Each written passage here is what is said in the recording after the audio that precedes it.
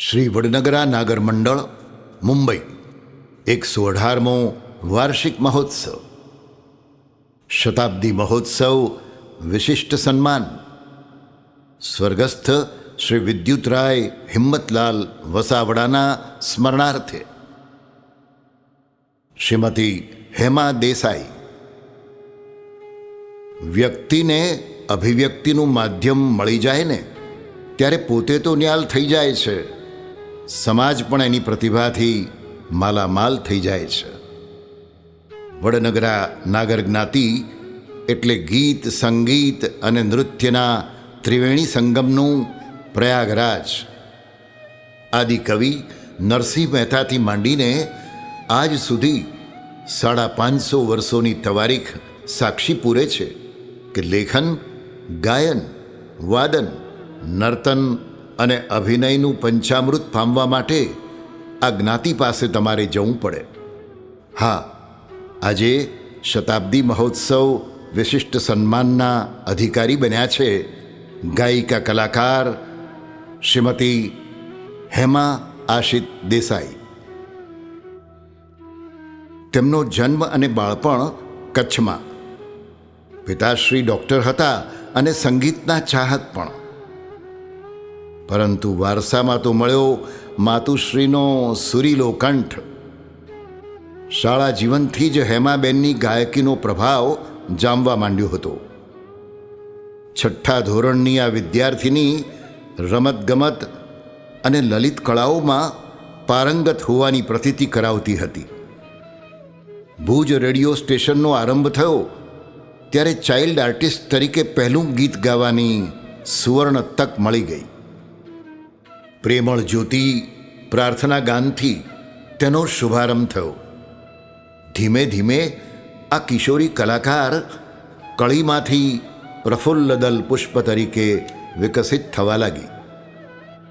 ભરૂચમાં એક કાર્યક્રમમાં ગાયક કલાકાર આશિત દેસાઈ સાથે તેની પ્રથમ મુલાકાત થઈ અને 14મી ફેબ્રુઆરીએ તેમને આશિતભાઈ સાથે ગીત ગાવાનો મોકો મળી ગયો.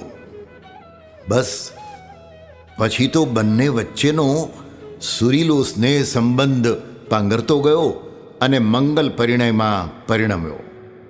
જાણે મણિકાંચન યોગ સર્જાયો. ત્યારે કચ્છમાં કોલેજ નહોતી. હેમાબહેને ભાવનગર આવીને SNDT મહિલા કોલેજમાંથી સંગીત વિષય સાથે સ્નાતકની પદવી મેળવી. સર્વોચ્ચ ગુણાંક સાથે યુનિવર્સિટીનો ગોલ્ડ મેડલ મેળવ્યો.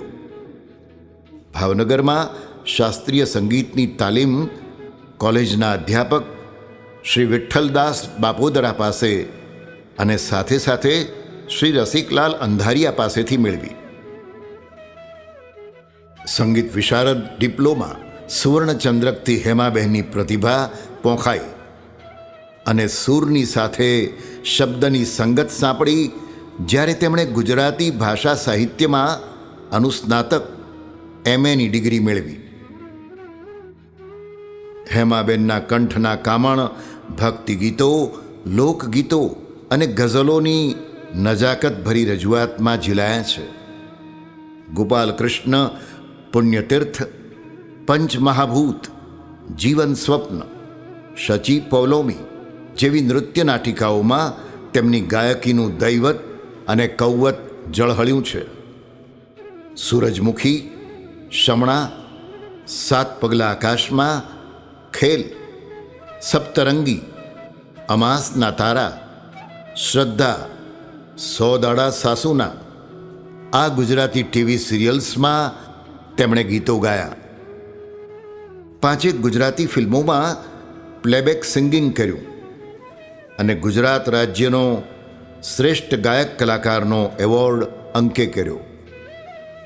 ચાણક્ય, મૃત્યુંજય, માં, હિજરત જેવી હિન્દી, મરાઠી ટીવી સિરિયલ્સ અને વાસનાકાંડ, મેલું થયું મારું મોરપીચ્છ, ઉછીનો શ્વાસ આ તમામ ગુજરાતી નાટકોને તેમની હલકદાર ગાયકીનો લાભ મળ્યો છે.